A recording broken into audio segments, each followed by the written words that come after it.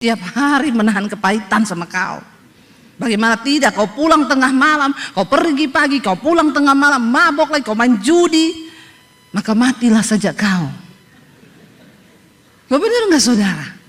Kalau hidup kita sudah tidak berdampak, ngapain hidup? Anak muda dengar baik. Kalau kau hidup tidak berdampak dalam keluarga, ngapain kau hidup? Tiap hari cuma main game dari pagi sampai malam. Ya, jangankan ibumu, Tuhan juga udah nek sama hidupmu. Ya, maaf ya, saya memang khotbahnya begini. Kalau nggak tersinggung kebangetan. Semoga tersinggung. Shalom. Apa kabarnya hari ini? Luar biasa, tetap luar biasa ya.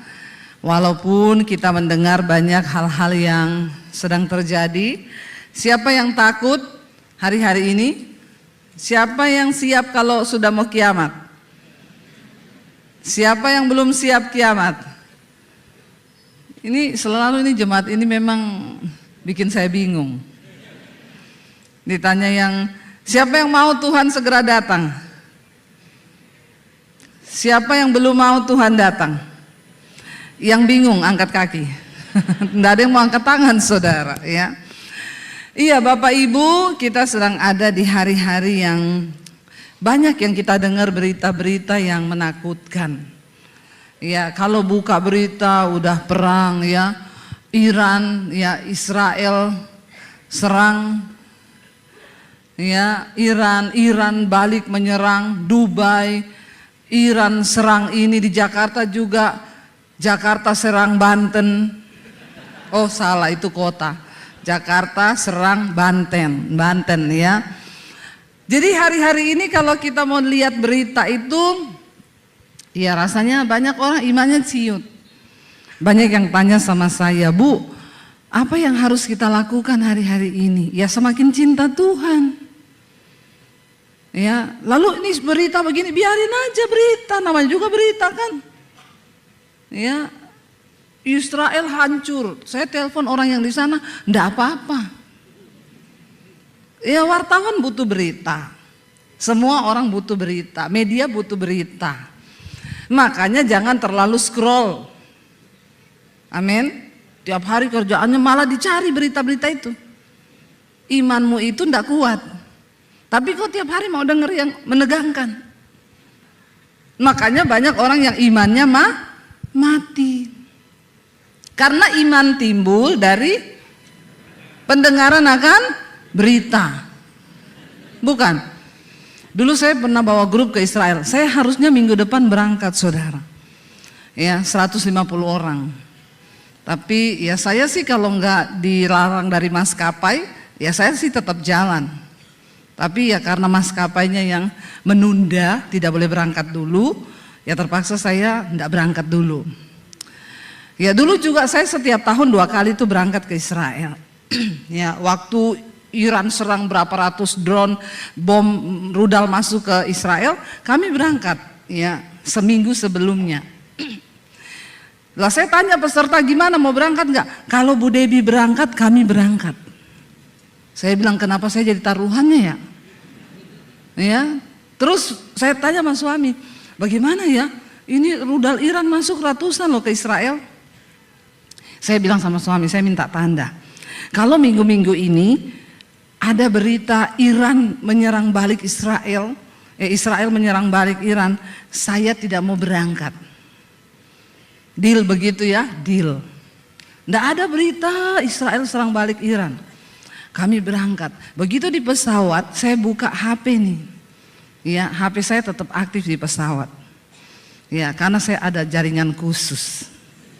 Begitu sudah di pesawat, saya buka HP, WA masuk, ting, ada teman saya kirim berita, Bu, berita terbaru, Israel menyerang Iran.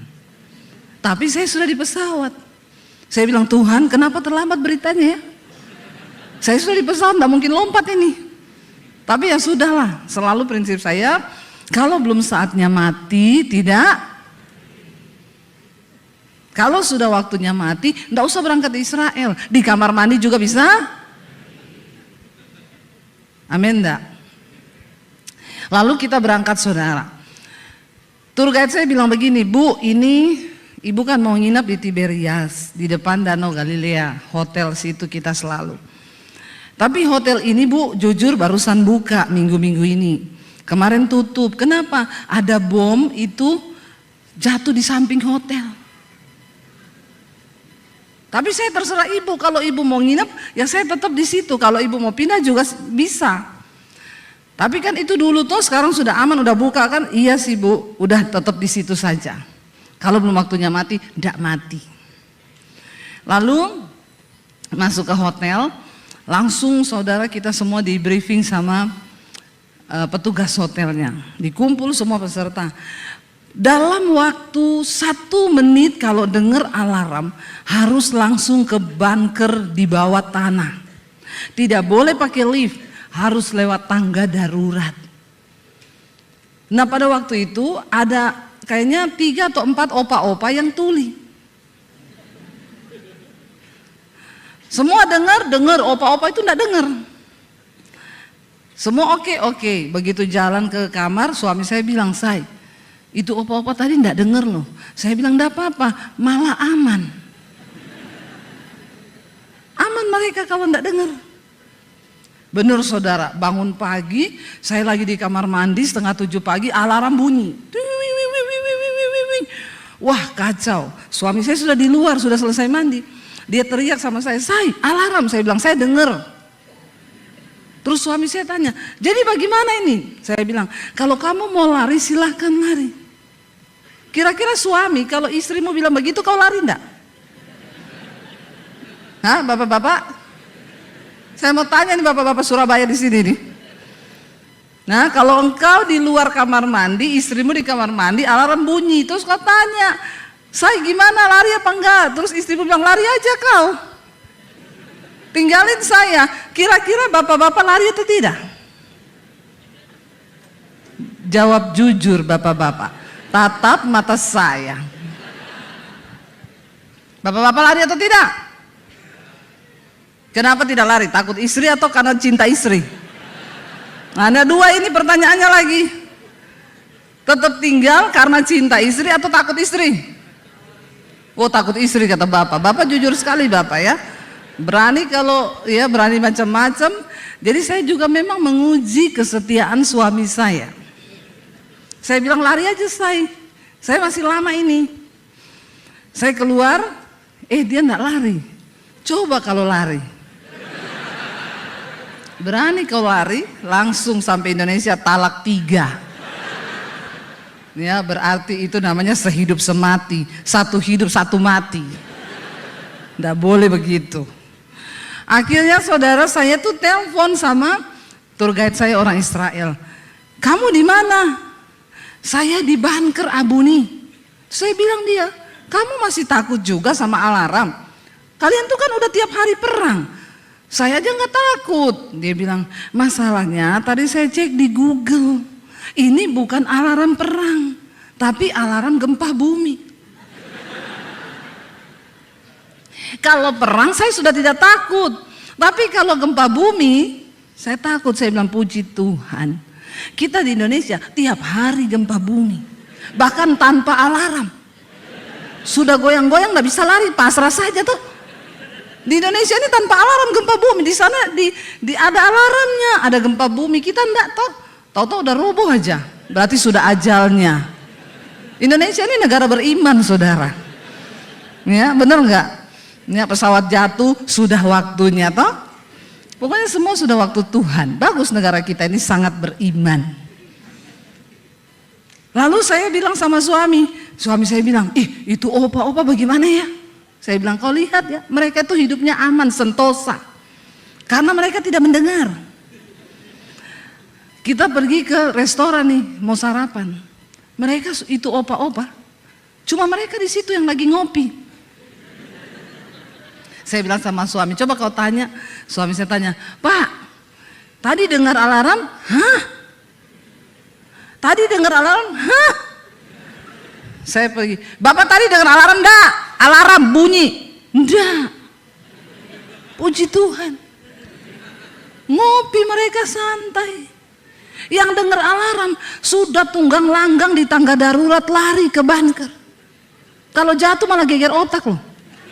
Iya lah saudara. Tapi ini opa-opa 4 menikmati hidup. Seringkali kau tidak usah dengar-dengar yang begitu-begitu itu. Ya, kalau scrollnya itu melemahkan imanmu, lewati aja, tidak usah didengar. Semua didengar. File Epstein dilihat sampai dilihat, oh itu dimakan sampai rambut-rambutnya bu. Aduh, imanmu tuh pas-pasan. Tidak usah kalau nonton yang horor-horor begitu. Karena iman timbul dari pendengaran. Kita nih harus berjuang hidup dalam pertobatan. Kalau yang kita dengar tiap hari, apalagi kau tidak pernah dengar khotbah. Nggak pernah dengar khotbahnya Debbie Basir di YouTube. Jangan lupa subscribe. Nggak pernah dengar khotbahnya Pak Kaleb di YouTube. Nggak pernah dengar khotbah gereja. Cuma yang dilihat tuh perang terus. Imanmu sekarat, bahkan mati. Bagaimana kita mau berjuang di akhir zaman hidup dalam pertobatan yang sejati kalau kita ini tidak pernah dengar firman, malah yang didengar yang negatif terus. Buka TV, dengar berita horor. Ya, di darat dengar ya berita mertua adalah maut, ipar adalah maut, saudara adalah maut. Maut semua sudah hidup ini. Ya, banyak hal yang bisa meruntuhkan iman kita hari-hari ini. Makanya ayo kita teguhkan dalam iman, karena orang saudara walaupun dia sudah dipenuhi Roh Kudus bisa loh, bisa dia itu murtad. Apa yang membuat murtad? Ya karena kita tidak menjaga api itu. Coba kita lihat bersama. Ya kita baca dulu. Ini tadi saya kasih ayatnya beda, tapi saya dapat lagi beda ini ya, maaf multimedia ya. Ibrani 6 ayat 4 sampai 8. Ibrani pasal 6 ayat 4 sampai 8. Tadi ini saya tidak kasih ke multimedia, yang saya kasih lain. Tapi Tuhan bicaranya lain. Saya baru dapat waktu tadi duduk di situ. Ibrani 6 ayat 4 sampai 8, yuk baca bersama. 1, 2, 3. Sebab mereka yang pernah diterangi hatinya, yang pernah mengecap karunia sorgawi, dan yang pernah mendapat bagian dalam Roh Kudus, dan yang mengecap firman yang baik dari Allah dan karunia-karunia dunia yang akan datang, namun yang murtad lagi, tidak mungkin dibaharui sekali lagi sedemikian hingga mereka bertobat. Sebab mereka menyalibkan lagi anak Allah bagi diri mereka dan menghinanya di muka umum.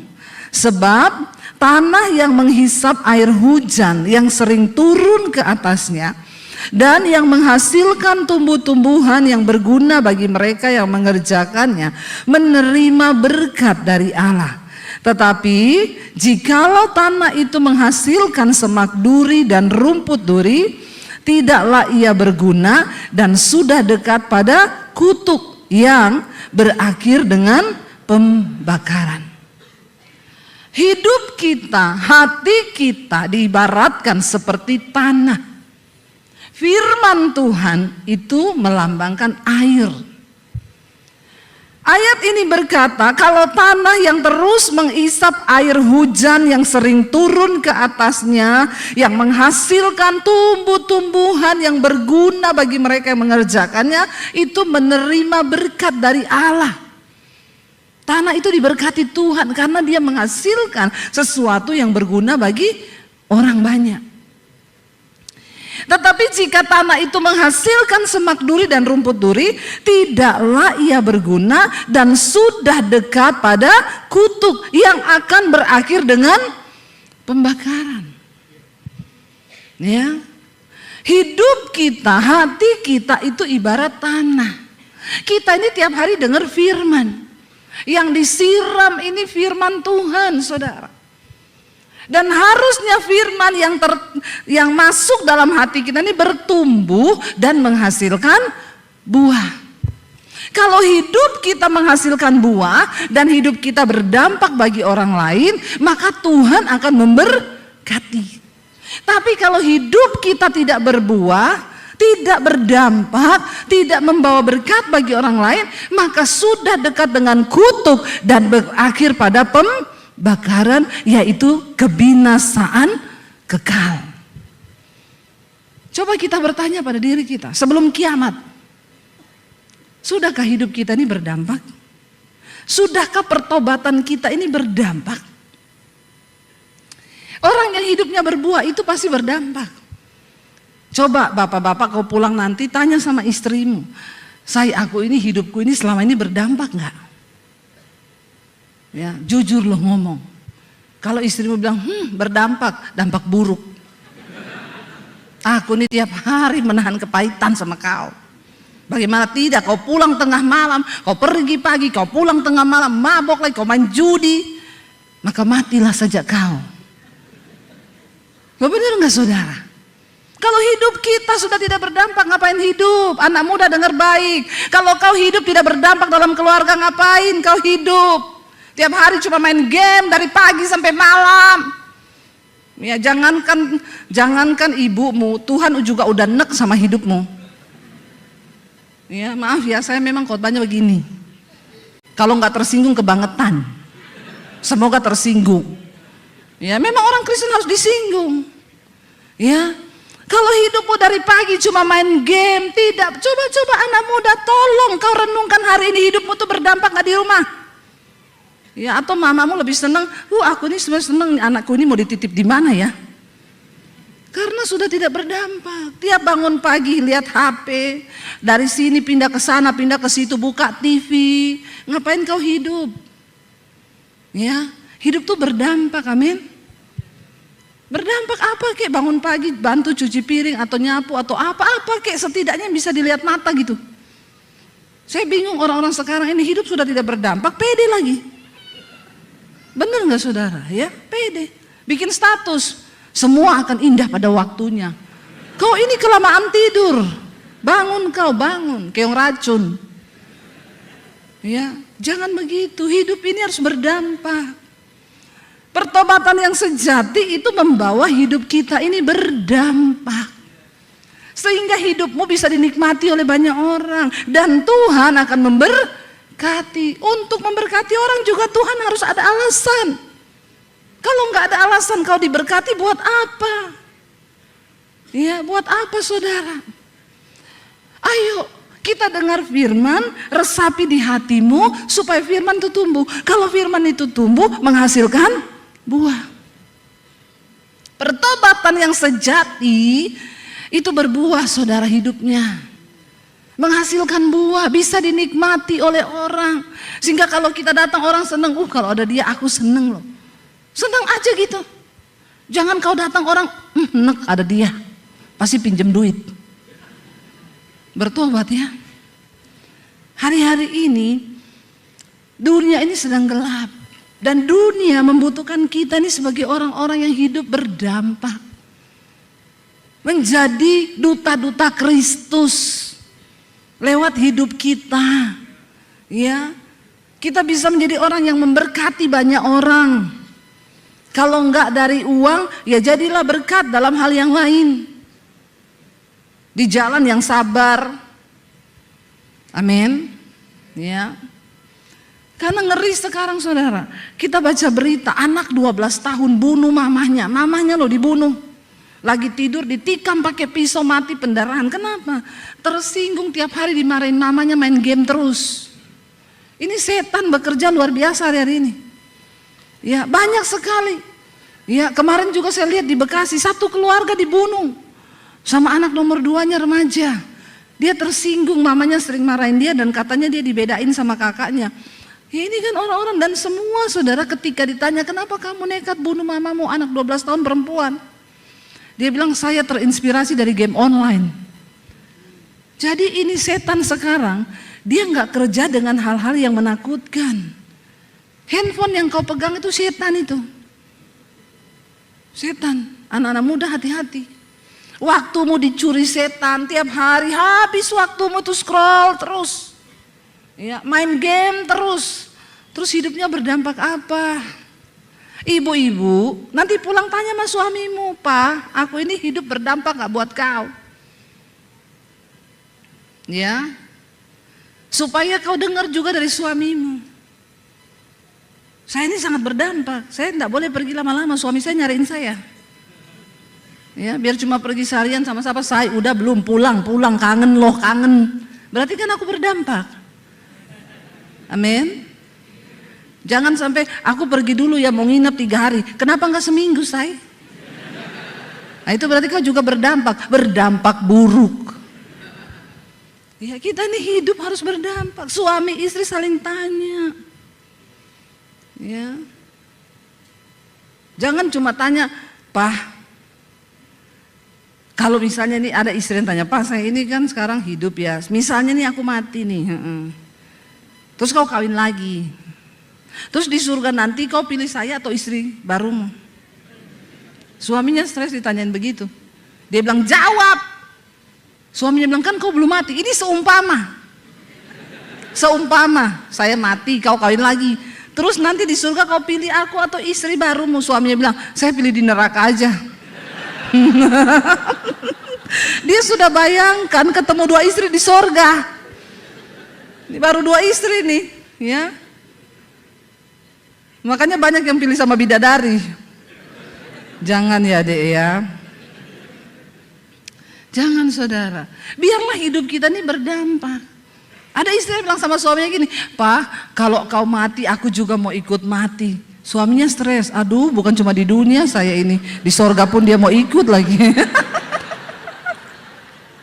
Karena hidupnya itu tidak berdampak. Sampai suaminya, "Aduh, udah di dunia saya begini, kayak di neraka, di sorga pula dia ikut. Mending enggak deh." Ya, jadi ibu-ibu, kita bisa menjadikan dunia ini jadi sorga kalau hidup kita berdampak. Bapak-bapak, hidupmu juga harus berdampak. Karena waktu kita berdampak baik bagi orang lain, maka apa yang kau tabur itu akan kau tuai.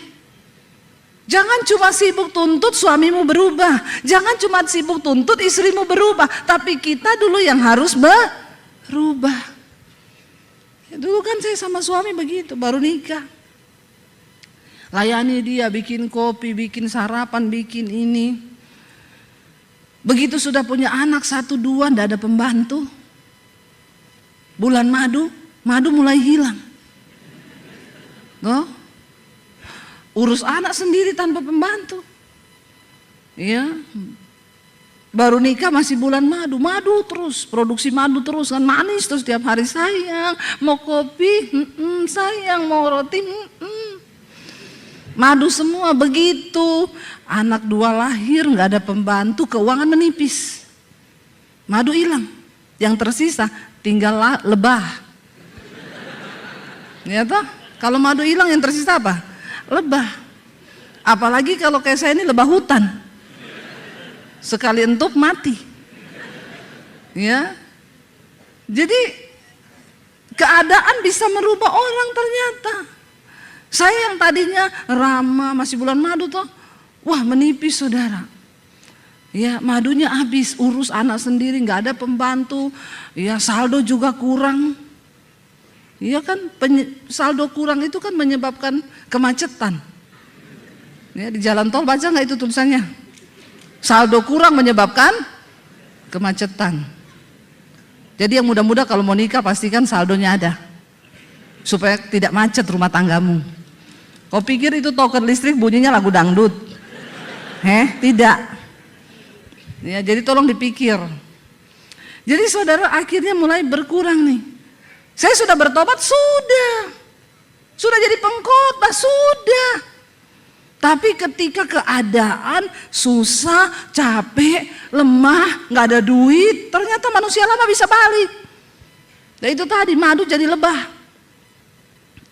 Ya, pagi-pagi dia bangun, "Say, kopinya mana?" Saya bilang, "Kau punya tangan 2 kaki 2 toh? Bisa kan kau bikin kopi sendiri toh?" Terus dia bilang, "Ih, kenapa istri saya jadi begini?" Saya bilang, "Bikin sendiri sana di dapur. Sama-sama kita punya tangan 2 kaki 2. Nggak usah punya karunia bos jadi suami. Ya, saya juga mau diratukan. Ya, harusnya kalau minta diratukan nikahnya sama raja toh.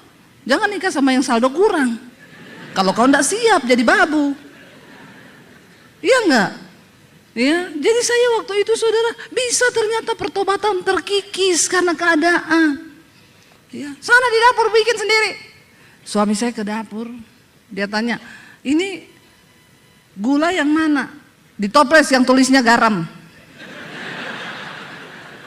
Kenapa ditulis garam? Biar nggak ketahuan semut.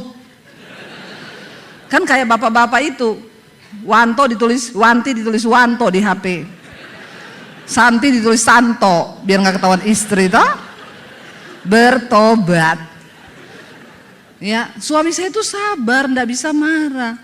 Wong Solo, kalau ngomong nyaris tak terdengar. Ya, saya selama menikah bisa pencitraan, ternyata bertahan cuma 1 tahun. Waktu mulai hamil, datang kesusahan, pertobatan bisa hilang loh. Bisa loh. Manusia lama muncul, malah lebih ganas. Tadi kan kita baca tuh ayat itu. Yang pernah diterangi hatinya, pernah mengecap karunia Roh Kudus, pernah dijamah Roh Kudus, tapi akhirnya murtad lagi. Untung saya belum sempat murtad. Baru murtad rohani sedikit-sedikit. Belum sampai menyangkal Tuhan Yesus sih. Ya, lalu saya marah. Kalau udah begitu tiap hari akhirnya marah, rumah tangga ribut, yang ada tuntut menuntut, firman Tuhan sudah lupa semuanya. Ya, sampai 1 kali saudara saya dapat ayat yang berkata, lakukanlah segala sesuatu yang kamu lakukan, entah dengan perbuatan atau dengan perkataan, lakukan itu seolah-olah untuk Tuhan dan bukan untuk manusia. Kenapa kita perlu baca firman? Kenapa kita perlu dengar firman? Kita dengar tiap hari belum tentu aja itu bisa masuk langsung ke hati dan tubuh. Apalagi kalau tidak pernah didengar. Parah saudara. Saya dengar ayat itu nancep. Ya, Roh Kudus masih bicara. Saya mulai praktekkan. Rumah kotor saya ngepel untuk Tuhan. Amin ibu-ibu. Ya, jangan, kalau untuk Tuhan kan kita ngapel sukacita enggak? Sukacita, tapi kalau untuk anak dan suami, kayak anjing galak kita. Ya, tiap hari bergonggong terus. Wow, wow, wow, wow, wow. Tapi kalau kita lakukan untuk Tuhan, senang hati loh. Suami saya bilang, mana kopinya? Mau marah, lakukan untuk Tuhan. Saya ke dapur, saya kasih kopi, kasih krim, saya aduk untuk Tuhan. Kalau untuk suami saya kasih sianida. Kenapa banyak orang bikin kopi pakai sianida? Karena dia bikin kopi dengan hati yang marah. Benar enggak? Kalau hatinya penuh Roh Kudus, masa dia taruh sianida? Enggak mungkin. Karena Roh Kudus nggak bisa bunuh orang. Setan bisa.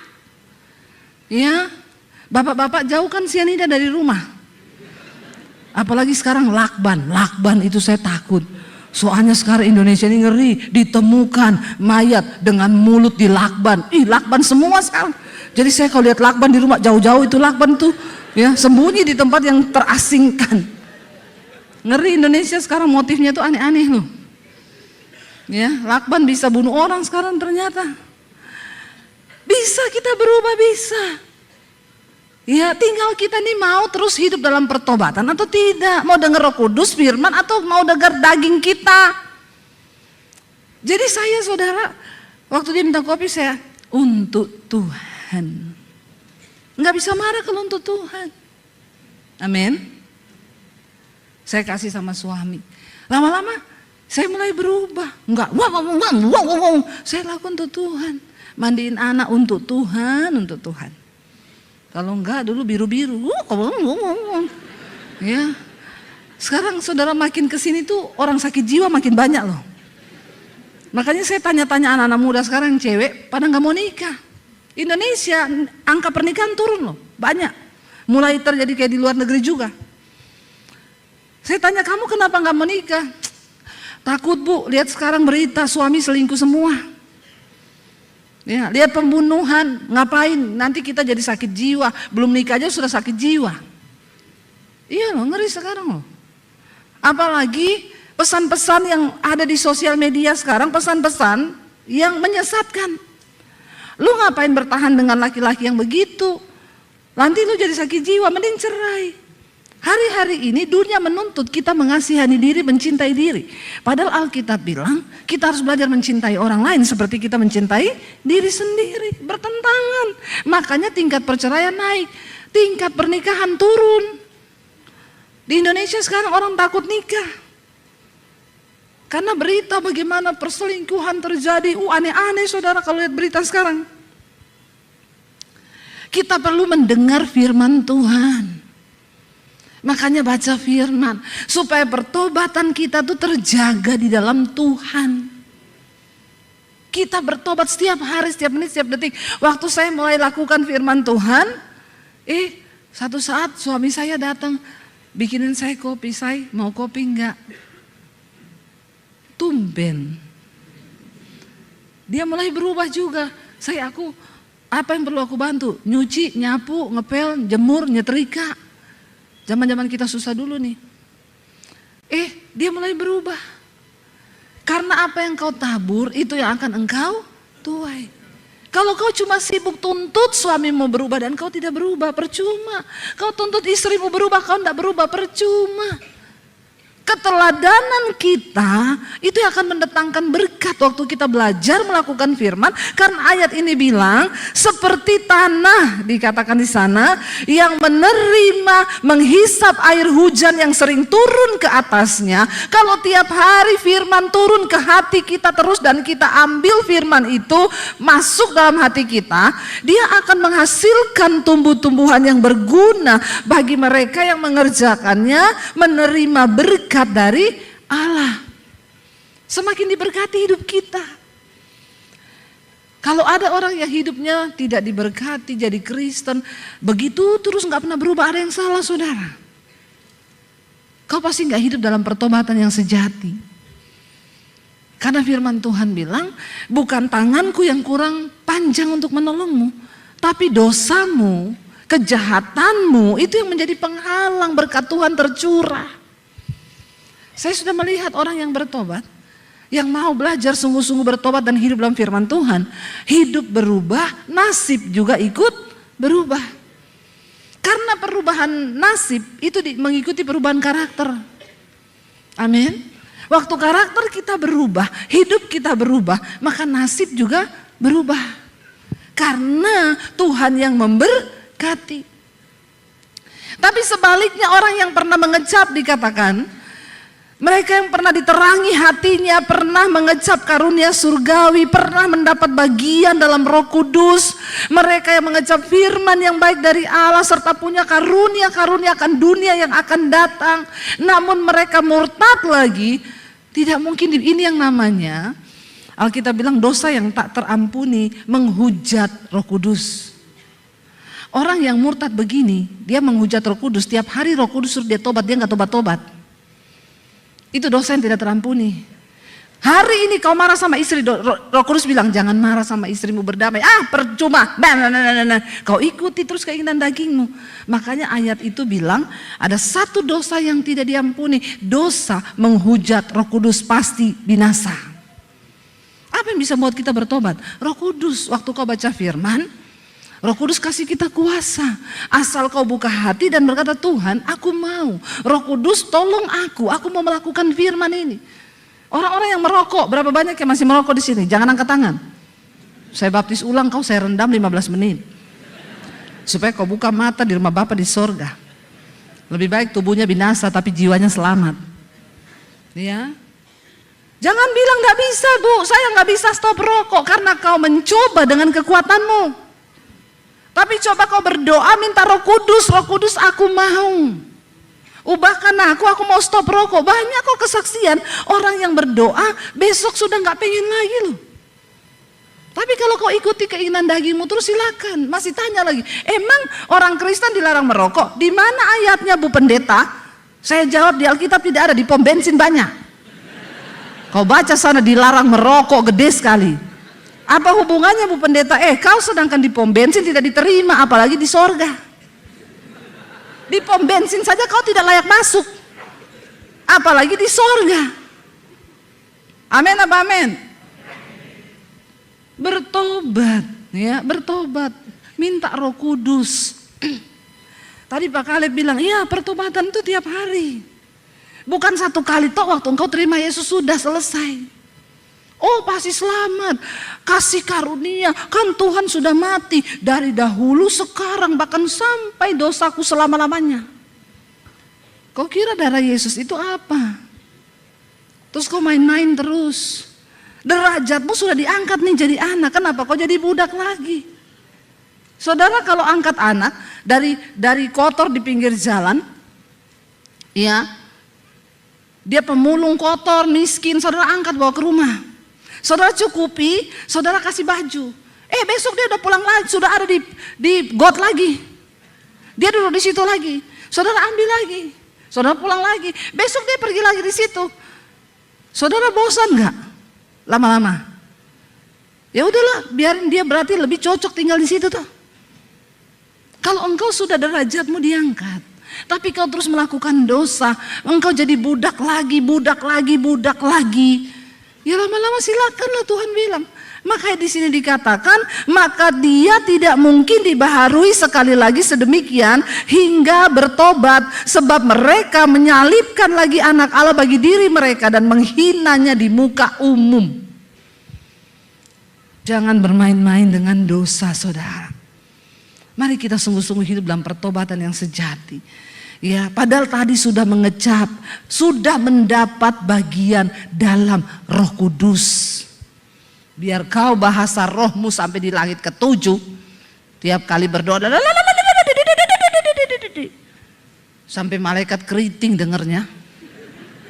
Kalau kau tidak bertobat, kelakuanmu nggak berubah, percuma. Ya, Rasul Paulus bilang, biar kau bisa bahasa malaikat. Ya, biar kau menguasai semua bahasa malaikat pun kau tahu. Tapi kalau engkau tidak hidup melakukan firman Tuhan, maka imanmu itu nol, mati, nggak ada apa-apanya. Mari kita bertumbuh hari-hari ini. Mau kiamat besok, mau kiamat nanti kapan, biarin. Yang penting kita sudah bertobat, benar nggak? Ya, yang penting kita sudah bertobat, itu aja. Jadi kalau orang tanya, Bu, apa yang harus kita lakukan persiapan hari ini apa? Sekarang orang bingung. Saya baca kemarin pengusaha-pengusaha di Dubai mulai pindahkan uang-uang mereka, taruh di Singapura, di Hong Kong, di yang negara aman. Ya puji Tuhan lah kalau kita ini uangnya pas-pasan. Nggak usah bingung-bingung toh. Yang banyak duit pusing loh saudara. Ya makanya jangan minta-minta kaya-kaya banget, amin. Karena kalau terlalu kaya kau juga pusing. Ya biasa aja hidup ini, biasa. Ada orang loh takut mati, kenapa Bu? Nanti kalau mati warisan saya buat siapa? Kalau saya mati. Kalau perang mati terus warisannya buat siapa? Masih dipikirin loh. Lebih indah sorga Pak. Nggak usah pikirin warisan lagi di bumi. Makanya orang tuh jangan kebanyakan duit, jangan. Ya, kalau sekarang sudah kebanyakan bagi-bagi aja.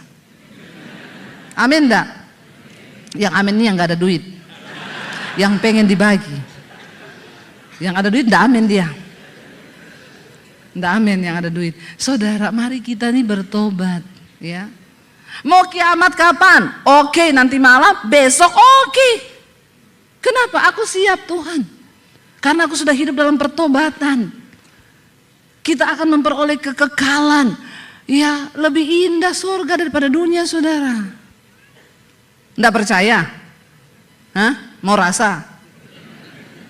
Ya, orang itu udah tahu firman Tuhan bilang surga itu indah, tapi takut mati semua.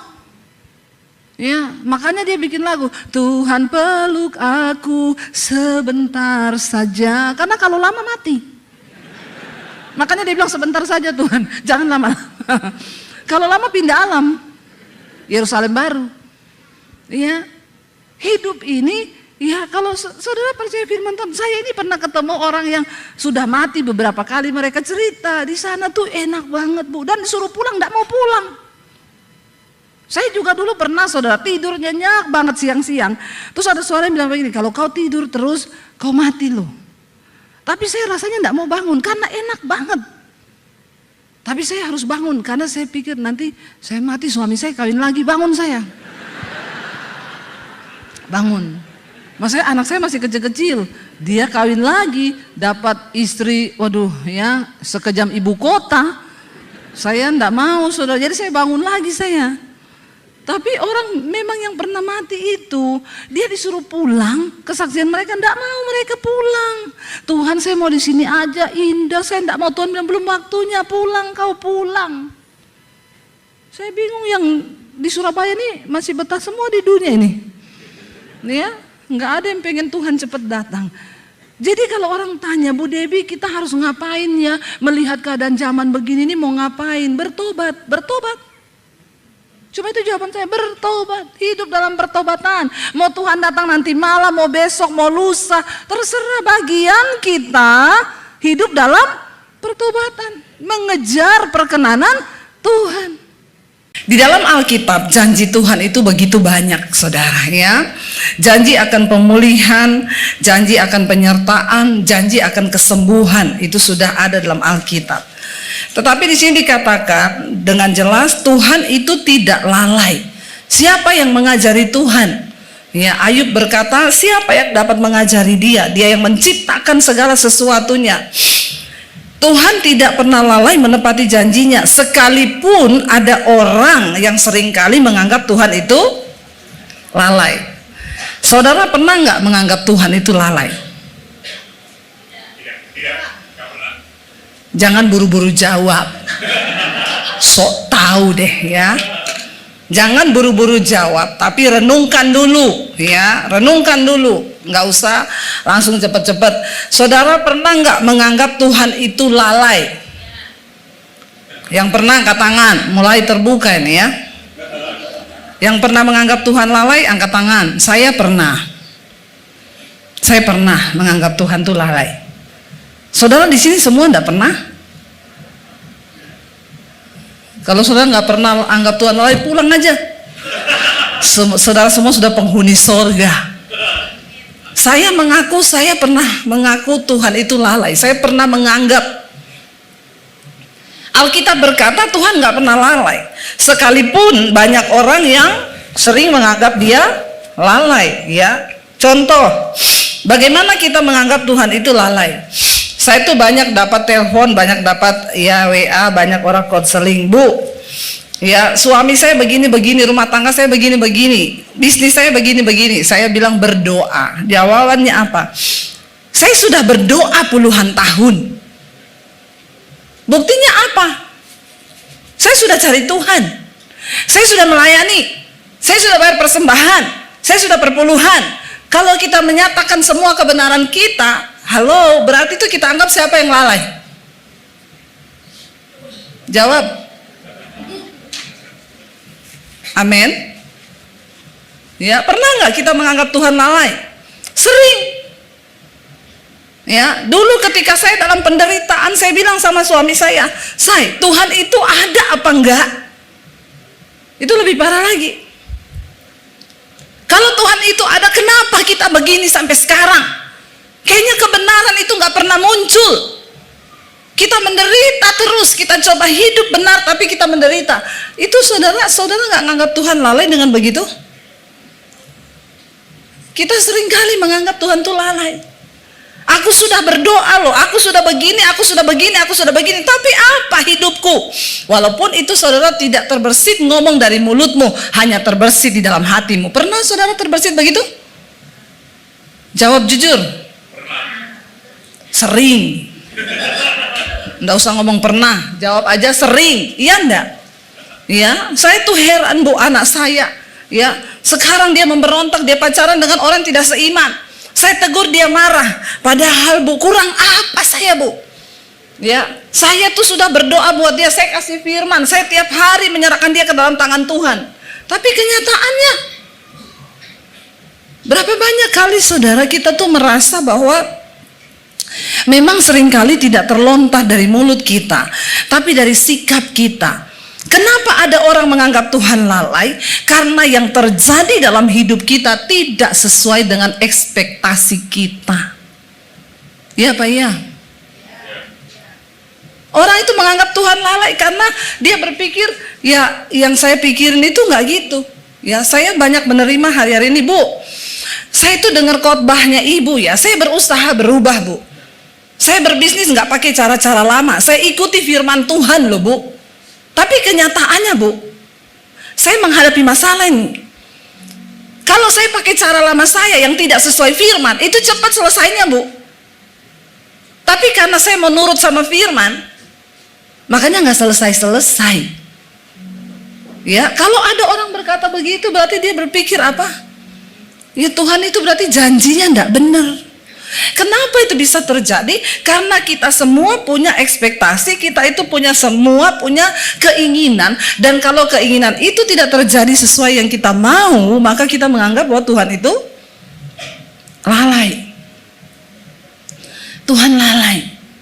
Saudara, percayalah di hidup kita ini tidak semua akan terjadi sesuai dengan maunya kita. Kalau saudara mau yang terjadi sesuai dengan maumu, ya sudah, kau saja jadi Tuhan. Iya Pak ya? Ya, di Sulawesi sana ada anak namanya Ungke, saudara. Dia itu kerjaannya petik coklat, dia jemur coklat hasil tanah, cengkeh. Waktu dia jemur panas, dia keluarin semuanya. Begitu udah keluar hujan, dia masukin lagi. Lalu panas lagi, dia berdoa, Tuhan kasih panas. Ungke mau jemur cengkeh. Begitu panas dia keluarin lagi, 5 menit mendung lagi hujan, dia tarik lagi masuk. 3 kali dia berdoa, Tuhan kasih panas, Ungke mau jemur cengkeh ini. Lalu ketiga kali panas lagi dia keluarin, habis itu mendung lagi. Terakhir dia keluar di luar, dia lihat ke langit, dia bilang, kalau engkau tidak bisa atur tuh cuaca, engkau turun, Ungke naik ke atas, Ungke yang atur tuh cuaca. Karena dia pikir ya dia apa yang dia mau tuh nggak sesuai dengan yang dia harapkan yang terjadi dalam hidupnya. Kita semua manusia berharap ya semuanya baik, pekerjaan kita baik, anak-anak kita baik, keluarga kita baik. Tapi kan hidup ini kita nggak bisa pegang kendali kan. Yang kita mau belum tentu itu yang Tuhan mau. Amin. Karena itu dikatakan banyak orang menganggap Tuhan itu lalai. Karena sesuatu terjadi di luar kemauannya. Hidup ini, aduh, saya tuh dengar-dengar cerita hari-hari itu ngeri-ngeri, saudara. Ya, saya terima konseling, ya Bu, saya itu mau konseling sama Ibu. Kemarin saya ketemu orang, kenapa? Pusing Bu, ya. Pusing kenapa? Ngurus kerjaan. Orang yang sama ini saya temuin berapa tahun lalu dalam keadaan yang sama. Waktu itu saya tanya, kenapa kamu pusing? Saya itu beli mesin Bu, mesin saya nggak jalan. Saya pusing Bu, orderan saya banyak, tapi mesin nggak jalan, nggak ada hasil, usaha saya nggak jalan, nggak ada pemasukan, pusing. Kita berdoa. Kamu berdoa rumah tangga dipulihkan, semuanya jalan bagus ya, Tuhan pasti memberkati. Yang penting hidup damai bersama, jangan berantem terus. Karena waktu itu mereka berantem terus sampai mau cerai. Akhirnya berdamai, saudara. Ayo berdoa, sertakan Tuhan. Berdoa sertakan Tuhan. Karena beli mesin itu dari luar negeri harganya miliar. Ketemu teknisi, kalau teknisinya jahat, dikerjain terus, minta duit terus, nggak selesai-selesai. Berdoa, yuk libatkan Tuhan. Berdoa libatkan Tuhan. Dia hidup rukun bersama, berdoa bersama. Akhirnya Tuhan kasih teknisi bagus, mesinnya jalan. Orderan kebanjiran, sampai nggak cukup mesin itu memproduksi semua pesanan. Kemarin saya ketemu, pusing Bu. Kenapa pusing? Kebanyakan orderan. Saya bilang gini, kamu ingat nggak kemarin kamu ketemu saya berapa bulan lalu, berapa tahun lalu? Saya ketemu kamu, modelnya kamu sama loh. Saya tanya kenapa pusing Bu? Kenapa? Nggak ada orderan, mesin rusak. Sekarang saya ketemu kamu sama juga. Kenapa? Pusing Bu. Kenapa? Kebanyakan orderan, pusing, mumet, nggak bisa ditinggal, kerjaan banyak. Terus saya bilang, terus maumu tuh apa? Kamu mau hidup yang seperti apa? Kamu nggak ada orderan, pusing, dikasih orderan banyak juga. Terus maumu tuh apa? Kalau saya jadi malaikat, saya mau tanya kamu tuh maunya apa? Lo bener nggak saudara? Nggak ada kerjaan, pusing. Nggak ada orderan, pusing. Dikasih banyak orderan sampai nggak mampu juga tetap. Jadi saudara pilih yang mana? Sama-sama pusing orang itu kan. Dari sini saya itu semakin belajar saudara, ternyata manusia itu, memang manusia itu keinginannya itu nggak pernah puas. Dan sesungguhnya saya selalu berkata, kita ini hidup mau sekaya apapun saudara, yang kita makan ya sehari itu cuma 3 kali tuh kita bisa makan tuh. Ada yang makan sehari 12 kali di sini? Anda bukan manusia. Ya, pasti ada jin di dalam tubuhmu. Kita tuh sekaya apapun makan cuma 3 kali. Saya melihat banyak orang hidup di dunia ini, kasihan saudara.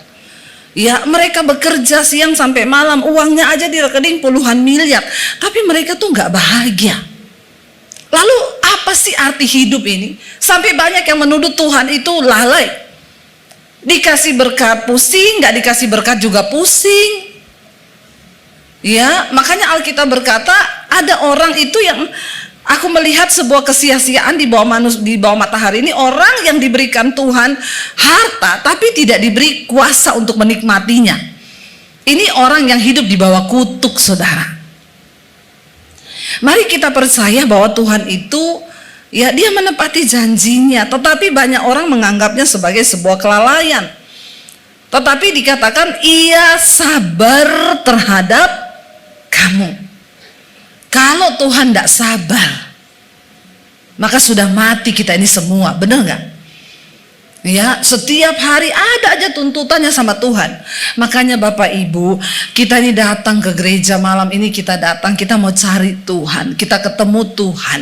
Karena waktu engkau ketemu Tuhan, masalahmu besar, masalahmu kecil, engkau ketemu Tuhan, itu jawaban. Amin. Kita datang ke tempat ini saudara bukan hanya mau senang-senang, nyanyi-nyanyi, lompat-lompat. Kalau cuma kayak gitu di diskotik juga bisa. Ya, makanya para pelayan Tuhan benar-benar dituntut hidupmu itu bisa membawa hadirat Tuhan. Baik pemusik, WL singers, bukan cuma nyanyi. Kalau nyanyi itu di atas lebih bagus nyanyinya. Tapi kita harus berjumpa dengan Tuhan. Kita harus ketemu dengan hadirat Tuhan. Karena hadirat Tuhan itu yang membawa damai sejahtera, ketenangan di hidup kita. Bahkan kalau kita lihat ayat ini, sebenarnya juga Tuhan sedang berbicara. Ya, firman ini sedang berbicara tentang kedatangan Tuhan saudara. Ya, tentang hari Tuhan. Kalau saudara baca satu perikop ini tentang hari Tuhan. Banyak orang menganggap bahwa mereka berkata begini, nggak usahlah bicara-bicara kiamat. Buktinya dari zaman dulu sampai zaman sekarang Tuhan gak datang-datang. Dikatakan banyak orang menganggap Tuhan itu lalai. Dari dulu dia berkata dia akan datang, tapi sampai hari ini dia belum datang. Dan dia berkata, Alkitab ini berkata Tuhan itu sabar terhadap kita karena dia tidak ingin ada orang yang binasa. Tapi dia masih kasih kesempatan kita ini semua bertobat, supaya waktu dia datang kita dalam keadaan kudus dan layak, siap. Ya, saya tadi malam dengan suami saudara, kami kebetulan ada satu keperluan sehingga kami harus keluar agak malam. Cari parkiran di dekat nightclub, nggak dapat tempat parkir. Saya bilang sama tukang parkirnya, kok makin malam makin nggak ada parkir di sini? Iya Bu, memang di sini kalau siang sama sore sunyi Bu, tapi kalau malam penuh parkirannya, karena itu ada nightclub. Waktu kita mau cari parkir, ada pemusik gereja yang masuk ke dalam. Nggak tahu, mungkin dia mau main juga di dalam. Jadi hari lain dia main di situ, nanti hari Minggu pelayanan dia main di sini. Ya, dia agak malu ketemu kita saudara. Tapi bukan itu saudara. Saya tuh keliling akhirnya sampai muter tuh parkiran penuh. Ada beberapa nightclub di situ. Sampai saya bilang sama suami saya gini, terdengar musiknya itu dari jalan, dudak. Saya bilang sama suami saya mereka itu ngapain ya di situ ya? Terus suami saya tuh bilang gini, say, orang dunia itu kalau ada duit, ya buat apa coba? Ya dia ke situ untuk menikmati hidup, dia pikir untuk, ya dia punya uang. Di situ sekali masuk aja udah bayar ratusan ribu untuk bisa masuk aja. Karena dia orang dunia, dia nggak ngerti kebenaran. Saya bilang sama suami saya, terus mereka tuh ngapain ya? Di situ saya pura-pura lupa, dulu juga saya begitu. Ya, pura-pura lupa, pura-pura amnesia. Tapi memang benar bener. Ya saya juga baru mengerti, bodoh banget ya. Dulu kita merasa di situ itu ada hiburan, ya kita ducek gitu. Terus udah capek pulang. Bahkan sebagian orang datang ke tempat seperti itu tuh karena memang mereka tuh pengen lari dari masalah. Mereka punya banyak pikiran, sumpek, punya banyak masalah, mereka lari, mereka ke situ tuh goyang-goyang, lihat hal-hal yang menarik, ya cewek-cewek yang seksi di situ. Tapi dia pikir dia pulang masalahnya selesai, enggak saudara. Ya, makanya hari-hari ini kita perlu Tuhan, gereja pun perlu menjadi tempat untuk Tuhan hadir. Karena kalau kita cuma pinter nyanyi-nyanyi, main musik, buat apa? Di tempat begituan malah kadang orang lebih terhibur loh. Salah satu hal yang menarik yang ada dalam gereja adalah orang ketemu Tuhan. Orang ketemu hadirat Tuhan. Karena hanya Tuhan yang membuat hidup orang tuh berubah, katakan amin. Ya, dan saudara di sini dikatakan bahwa saya tadi malam tuh dapat kiriman video ilustrasi kalau perang nuklir itu terjadi. Dia menggambarkan kalau Rusia itu jadi perang nuklir dengan Amerika. Bakalan terjadi itu apa saudara? Lalu dibikin ilustrasinya, nuklir itu ditembakkan. Bumi ini nanti itu, ya kita bayangkan aja waktu Jepang itu Hiroshima dan Nagasaki dibom nuklir. Itu kehancurannya seperti apa saudara? Sampai Indonesia juga ya ikut merasakan imbasnya bagaimana. Perang nuklir itu sangat luar biasa, apalagi memang kalau sampai terjadi. Hari-hari ini kita melihat, saya membaca nih Jepang membuang limbah ini kan. Saudara ikut berita atau cuma nonton TikTok? Ikut pergerakan, ikut berita kan, nonton berita kan. Kita perlu nonton berita dunia, jangan cuma nonton drama Korea terus, amin. Kenapa kita perlu nonton berita dunia? Supaya kita tahu ini apa yang mau terjadi, tanda zaman ini apa. Ya, ini Jepang lagi membuang limbahnya ke laut, limbah nuklir. Lalu saya mulai lihat nih beberapa laut tuh menemukan ikan-ikan pada mati semua. Ya, lalu Korea memberikan ancaman kalau sampai laut kami tercemar, kami tembakkan nuklir nanti. Ini semua apa-apa negara itu sekarang bicaranya nuklir loh. Ya, puji Tuhan Indonesia enggak punya. Kasihan kalau Indonesia bikin nuklir, rakyatnya nggak makan semuanya ya. Ya, nuklirnya Indonesia ini gede loh. Ya, korupsi itu tuh nuklirnya besar itu saudara. Tapi kita bersyukur loh, ya cuma saudara, itu kalau perang nuklir benar-benar terjadi, saya lihat ngeri saudara. Nanti bumi ini dingin, ya seluruh bumi ini akan mengalami dingin karena ya ledakan yang begitu hebat. Ya walaupun mataharinya panas tapi akan terasa dingin dan banyak orang yang akan mati karena suhu dingin itu. Belum racunnya itu. Ya tapi ya saya melihat hal itu ya memang kalau memang sudah mau akhir zaman ya terjadilah. Tapi khotbah-khotbah tentang akhir zaman kayaknya di gereja udah jarang diberitakan ya. Orang cuma disibukkan dengan masalah, kamu tuh harus kuat, kamu tuh harus gini. Hello, kita ini sedang ada di akhir zaman. Ya, mari kita pinggirin dulu masalah kita. Waktu kita tahu kita sedang dipersiapkan menjadi mempelai yang layak untuk masuk di dalam perjamuan kudus anak domba Allah, maka mau atau tidak saudara, berhenti baper, lebay, alay, ya kita harus melihat bahwa kita ini sedang dipersiapkan. Bukan orang sembarangan yang akan masuk surga. Hari demi hari kita ini harus hidup bertanya, Tuhan, apa yang sudah aku lakukan bagi kehendak-Mu? Apa Tuhan? Kita baca saudara ayat yang ke-10 karena itu dikatakan di sana. Jadi Tuhan itu belum menepati janjinya sampai hari ini tentang kedatangannya karena Dia ingin memberi kesempatan manusia itu berbalik dan bertobat. Tinggalkan dosa, datang kepada Tuhan. Ayat 10 berkata, baca bersama. Tetapi hari Tuhan akan tiba seperti pencuri. Pada hari itu langit akan lenyap dengan gemuruh yang dahsyat dan unsur-unsur dunia akan hangus dalam nyala api, dan bumi dan segala yang ada di atasnya akan hilang lenyap. Rumahmu hilang? Hilang. Mobil hilang? Hilang. Semuanya akan hilang lenyap.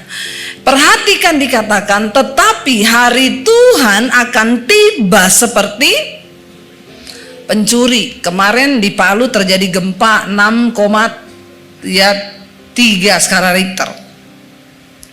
Palu yang pernah mengalami tsunami hebat, likuifasi, itu tanah terbelah saudara, dan benar-benar itu ya waktu kita datang ke sana, keluarga saya masih di Palu semua, ada satu perumahan yang benar-benar terkubur hidup-hidup, hilang sampai sekarang itu jadi tanah lapang, nggak ada apa-apa, padahal dulu itu perumahan padat penduduk. Waktu gempa itu terjadi likuifasi, ada lumpur yang keluar dan semua rumah itu jatuh ke dalam dan terkubur hidup-hidup. Itu terjadi loh, itu terjadi. Kemarin ketika gempa lagi menggoncang di tempat yang sama titiknya, semua orang berlari keluar ketakutan. Tapi kayaknya memang Tuhan perlu bikin begitu, karena sekarang mulai lupa lagi. Mulai lupa lagi, yang selingkuh mulai selingkuh lagi. Sekarang homo banyak lagi, yang homo-homo. Yang lesbi banyak, yang pelakor mulai banyak lagi. Ya, gereja tidak sungguh-sungguh berdiri, gereja nggak sungguh-sungguh berdoa.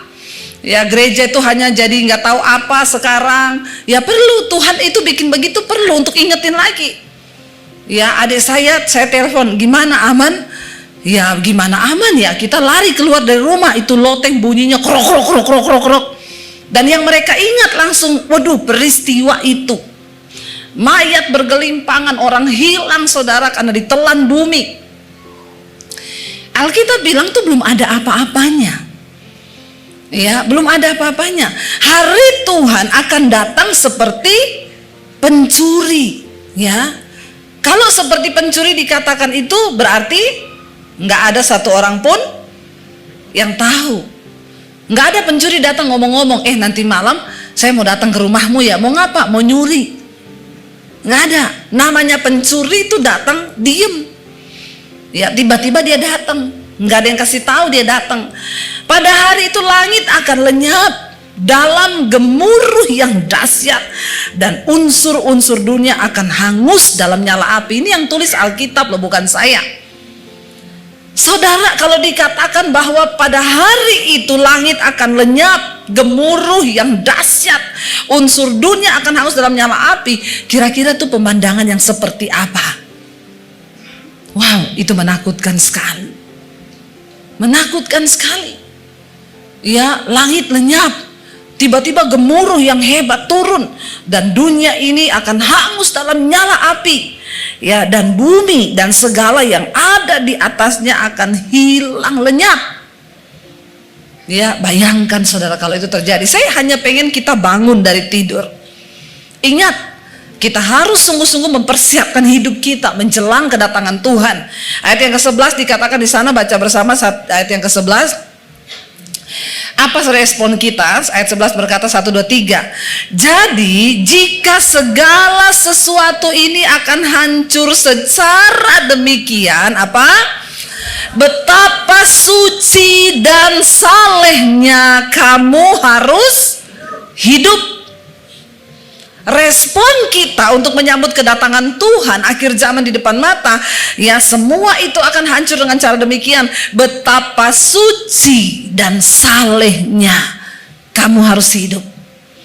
Mari kita berdoa supaya kita sungguh-sungguh hidup di dalam kekudusan. Tinggalkan dosa saudara. Jangan engkau bermain-main dengan dosa, kenajisan, percabulan, kepahitan, amarah, semua hal yang berbau dosa mari kita buang dan bereskan hidup kita sebelum Tuhan datang kali yang kedua. Karena hari itu akan datang seperti pencuri. Kalau hari ini masih ada waktu, beresin. Saudara punya kepahitan sama siapa?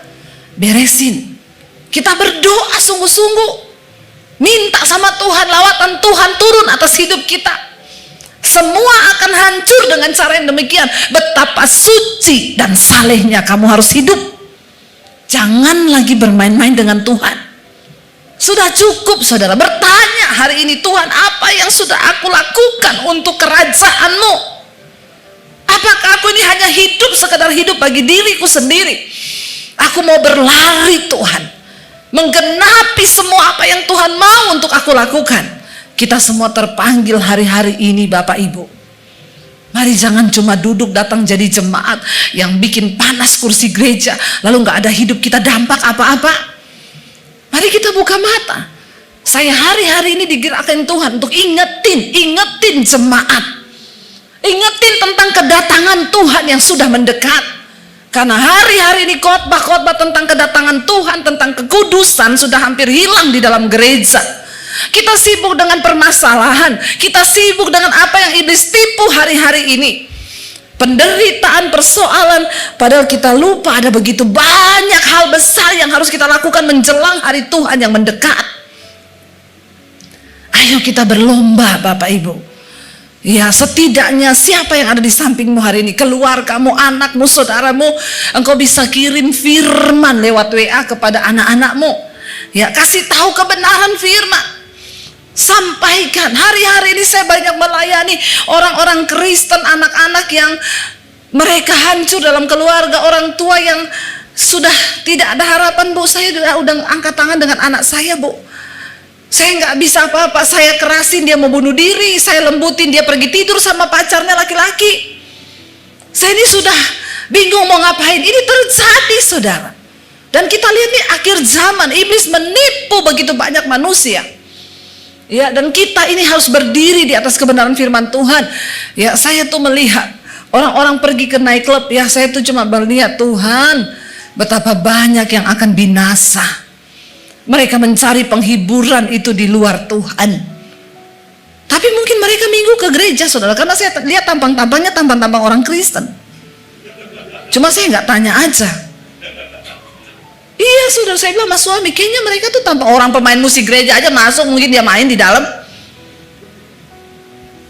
Tapi ini terjadi akhir zaman. Ya, jangan tertipu. Jangan engkau gagal fokus di dunia ini. Kembalikan fokusmu kepada Tuhan. Dikatakan kalau semuanya akan hancur dengan cara demikian, betapa suci dan salehnya kita akan terus hidup. Ayo, ya, kita ada di zaman kasih karunia, tetapi standar kekudusan Tuhan itu nggak pernah berubah. Ya, jangan diganti-ganti, saudara. Oh, kita ini dibenarkan karena kasih karunia kok, bukan karena perbuatan baik kita. Iya, tapi bukan berarti ketika engkau sudah mengenal Yesus, engkau terus bermain-main, karena engkau diselamatkan bukan karena perbuatan baik. Itu awal dulu. Saya bertobat dulu pertama kali, saya diselamatkan Tuhan bukan karena saya baik, saya mau bunuh diri, saya banyak dosa. Tuhan selamatkan saya dalam keadaan berlumuran dosa ketika saya mau bunuh diri. Tapi ketika saya sudah diselamatkan, menerima kasih karunia, Tuhan bilang, hormati, hidup takut akan Tuhan, kerjakan keselamatanmu itu dengan takut dan gentar. Karena bukan berarti engkau Kristen engkau bisa masuk surga. Surga itu tempatnya mulia, surga itu kudus, surga itu buat orang-orang yang memang berjuang. Jangan terkontaminasi hari-hari ini. Ya, apalagi banyak kata-kata yang sekarang itu beredar banyak kan di TikTok, di mana-mana, ya. Jangan engkau pusing dengan apa kata orang tentang dirimu. Ikutilah apa yang engkau inginkan dari hatimu. Ya, sebab Tuhan itu hanya melihat hatimu. Tuhan juga melihat kelakuanmu. Amin. Ya. Jangan, hati-hati loh saudara, banyak kata-kata yang menyesatkan. Saya selalu ingetin, ya, bahkan ada hamba Tuhan yang berkata, Yesus tuh sahabatnya orang berdosa. Iya, Yesus sahabat orang berdosa yang mau bertobat. Amin. Bukan orang yang terus tinggal dalam dosa. Banyak hal-hal yang sehari-hari ini abu-abu. Tapi mari kita berdoa supaya gereja ini menjadi gereja yang memiliki standar firman Tuhan, standar Alkitab yang tidak berubah. Katakan amin. Ya, jangan diganti, jangan dirubah, karena hari-hari ini saya melihat banyak standar-standar kekristenan yang berubah. Ya, sekarang banyak hamba Tuhan hidupnya juga sembarangan, selingkuh, cerai. Ya, tetapi berkata, soalnya jemaat itu menuntut hamba Tuhan itu ekspektasinya terlalu tinggi. Saya bilang, bukan jemaat yang menuntut, firman Tuhan punya standar bagi seorang hamba Tuhan. Katakan, bukan cuma buat hamba Tuhan, buat jemaat. Kita ini hidup kudus bukan supaya dinilai orang kita baik. Kenapa saya nggak bersinah? Kenapa saya nggak selingkuh? Bukan supaya jemaat bilang, oh Bu Debbie itu kudus ya. Enggak, saya nggak peduli. Saya peduli apa kata Tuhan. Karena firman Tuhan menyuruh kita kudus. Firman Tuhan menyuruh kita suci. Betapa suci dan salehnya kamu harus hidup, bukan tuntutan jemaat. Kalau hamba Tuhan berkata, ada orang yang berkata, saya ini jatuh saudara, saya selingkuh. Ya, saya tahu saudara kecewa karena memang tuntutan saudara kepada saya ini terlalu tinggi. Kok lucu ya? Kamu jatuh ya bertobat. Ngomong kamu sudah salah, jangan bilang karena tuntutan jemaat. Kita ini hidup saudara, hati-hati nilai-nilai yang seperti ini, sehingga banyak kata-kata bijak yang seolah-olah bijak berkata, saudara nggak usah terlalu peduli, jangan engkau hidupi ekspektasi orang terhadap dirimu. Pandangan orang bukan itu yang menentukan. Oke, tapi kita kembali kepada firman Tuhan. Kita hidup berdasarkan standar firman Tuhan, bukan berdasarkan standar orang. Apalagi sebagai hamba Tuhan, kita harus menjadi suratan yang terbuka. Saya mendorong semua jemaat, engkau orang Kristen, jangan menjadi tawar imanmu, jangan menjadi abu-abu di tengah dunia yang semakin gelap ini. Kita berdiri di atas dasar kebenaran. Kita harus hidup kudus, betapa suci dan salehnya kamu harus hidup, katakan. Ayo saudara, sebelum terlambat. Ya, nggak apa-apa saya dibilang itu memang Debbie Basir itu pendeta perjanjian lama, hukum Taurat. Nggak apa-apa. Saya terima. Ya, lalu apa bedanya kita dengan pengajaran yang lain kalau kita nggak mengajarkan hari-hari ini saudara, kemurtatan sedang terjadi begitu hebat. Orang nggak menyangkal Yesus, enggak. Ya, tetapi hidup mereka. Ya, jangan kita menjadi, coba kalau kita balik saudara, saya pengen kita lihat. Ya, di ayat yang ketiga, ya di 2 Petrus 3 ini ayat yang ketiga tadi dikatakan di sana di awal, yang terutama harus kamu ketahui. Saya pengen ayat yang kedua dulu kita baca, dari ayat yang kedua, 2 Petrus pasal yang ketiga ayat yang kedua. Supaya, baca bersama, supaya kamu mengingat akan perkataan yang dahulu telah diucapkan oleh nabi-nabi kudus, dan mengingat akan perintah Tuhan dan juru selamat yang telah disampaikan oleh rasul-rasulmu kepadamu. Dan yang terutama harus kamu ketahui ialah bahwa pada hari-hari zaman akhir akan tampil pengejek-pengejek dengan ejekan-ejekannya, yaitu orang-orang yang hidup menuruti hawa nafsunya. Kita kalau ngomong kekudusan diejek saudara.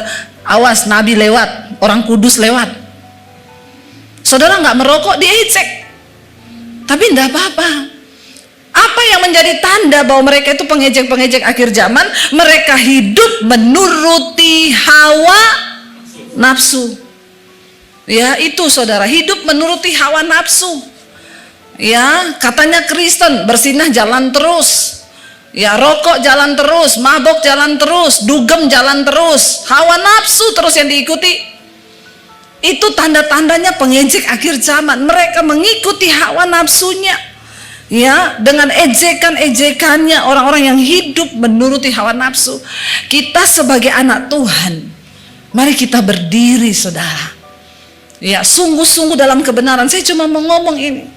Ya, kita lihat ya, kemarin terjadi bencana di Hawaii, itu begitu banyak saudara korban jiwa. Ya, tadi lagi ada banjir bandang, berapa ribu orang mati, 10.000 orang hilang. Hari-hari ini kita nggak tahu apa yang akan terjadi ke depan. Jangan santai. Ya, bukan soal matinya kapan, kita mati kapan aja. Kalau memang sudah waktunya mati ya pasti mati. Tapi pertanyaannya, apakah kita ini siap supaya jangan ada penyesalan? Ya, dan di sini dikatakan Tuhan itu memberikan kesempatan. Kenapa ia sabar? Ia sabar terhadap kamu karena ia ingin tidak ada seorang pun yang binasa. Ya, tetapi semua orang berbalik dan bertobat. Coba kita ulangi itu tadi ayat 9. Tuhan itu tidak lalai menepati janjinya, sekalipun ada orang yang menganggapnya sebagai kelalaian. Tetapi ia sabar terhadap kamu karena apa? Baca. Ia menghendaki supaya jangan ada yang binasa, melainkan supaya semua orang berbalik dan bertobat datang kepadanya. Kalau dikatakan Tuhan masih memperpanjang waktu ini karena dia nggak pengen ada yang binasa loh. Tuhan masih tunggu. Kalau dikatakan ya karena ia menghendaki supaya jangan ada yang binasa, berarti ada kemungkinan nggak ada yang binasa? Ada. Tapi Tuhan nggak mau kita binasa. Dia kasih kesempatan bertobat. Ayo berbalik, ayo bertobat dimanapun engkau berada. Hai anak-anak muda, sampaikan pertobatan kepada temanmu. Jangan engkau ikut terlibat dan masuk dalam kubangan dosa. Engkau yang harus membawa suara Tuhan itu ngomong ke temanmu bertobat. Keluar dari kenajisan, keluar dari homoseksual, keluar dari perselingkuhan, keluar dari dugem, keluar dari rokok. Ayo kuduskan hidup kita. Karena bukan orang sembarangan yang akan masuk dalam kerajaan Allah. Bukan orang sembarangan yang bisa masuk surga. Kita masuk istana presiden aja nggak boleh sembarangan. Apalagi kita masuk dalam kerajaan Allah. Ya, di dalam Wahyu dikatakan di sana Yohanes melihat orang-orang berdiri memakai jubah putih. Dan dia bertanya kepada tua-tua itu, siapa mereka yang memakai jubah putih itu? Tua-tua itu berkata, mereka adalah orang-orang yang keluar dari kesusahan yang besar di bumi, tapi mereka berhasil menjaga jubahnya tetap putih dalam darah anak domba Allah. Amin saudara. Tuhan gak mau kita main-main saudara. Ayo kita ini sungguh-sungguh hidup dalam pertobatan. Kita sungguh-sungguh berbalik selama masih ada kesempatan, ada waktu. Mari saudara, ya, hari-hari ini Tuhan terus mendorong saya bicara tentang akhir zaman. Saya nggak tahu kenapa. Tapi sebagai hamba Tuhan saya hanya mau taat bicara. Sampaikan tentang akhir zaman, tentang pertobatan. Orang harus berbalik kepada Tuhan, datang kepada kekudusan, tinggalkan dosa. Waktu kita sungguh-sungguh hidup dalam kekudusan, kita akan kuat mengalami semua penderitaan. Ya, hidup ini saudara. Saya kemarin baru menguatkan seorang ibu yang, saya juga rasa ya, berat sekali bebannya. Tapi puji Tuhan, ibu itu menerima semua yang terjadi itu sebagai cara Tuhan untuk membawa dia pada pertobatan. Ya, saudara, tidak mudah yang dia lalui, tidak mudah yang dia alami memang. Ya, ketika saya bertemu ibu ini, anaknya menikah. Kalau nggak salah udah 3 tahun apa berapa tahun belum hamil. Dia bilang, Bu Dewi doain dong, saya pengen punya cucu. Ini anak satu-satunya anak saya. Ya udah ayo kita berdoa. Sebulan kemudian anak itu hamil. Ya, 2 bulan 1,5 bulan yang lalu dia melahirkan anak perempuan. Ketika dia melahirkan, ibu ini seneng dong, dapat anak kan, dapat cucu kan. Lagi senang-senangnya gendong cucu, tiba-tiba dia sakit, divonis dokter kena cancer. Saudara, kisah berubah tragis. Dari kebahagiaan menjadi sesuatu yang kayaknya, kaget. Lalu ibu ini harus pergi keluar kota untuk berobat. Lagi berobat di luar kota, ternyata anaknya yang baru melahirkan meninggal. Saudara, jadi tinggalin cucunya yang baru berumur 1,5 bulan. Dan ibu ini nggak diberitahu kalau anaknya sudah meninggal karena mereka takut kalau ibu ini syok. Tapi menjelang penguburan dia harus tetap dibawa pulang karena nggak bisa bohongin. Dibawa pulang, dia tanya, kenapa saya harus pulang? Ibu harus urus paspor alasannya, karena paspor ibu sudah mau mati, bukan harus berobat ke luar negeri. Pulang dulu urus paspor. Sampai di rumah banyak orang. Saya dikirimin videonya, dia seneng ketawa-ketawa, kok banyak orang. Dia pikir, ya ini orang-orang sambut ibu. Masuk di rumah lihat anaknya terbaring kaku, ya meninggal. Saya sempat telepon dia, saya bilang, Bu, Tuhan tidak pernah lalai, Bu.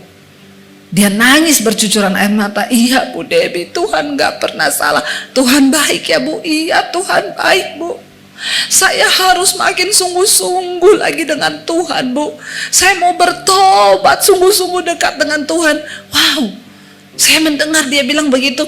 Yes, tadinya saya takut kalau dia menjauh dari Tuhan, karena dia merasa ini adalah penghukuman Tuhan atau apa. Saya takut dia itu, mana Tuhan. Ternyata responnya Ketika saya bertelepon, Bu yang kuat ya Bu. Iya Bu Debbie, Tuhan baik Bu. Tuhan gak salah, Tuhan gak lalai. Saya harus sungguh-sungguh lebih lagi mencari Tuhan Bu. Saya mau lebih dekat lagi sama Tuhan. Inilah hidup. Kita gak pernah tahu saudara. Tapi makanya mari kita dekat dengan Tuhan. Kita gak punya cukup kekuatan menghadapi banyak hal di dunia ini. Hanya satu kekuatan kita, waktu kita dekat dengan Tuhan.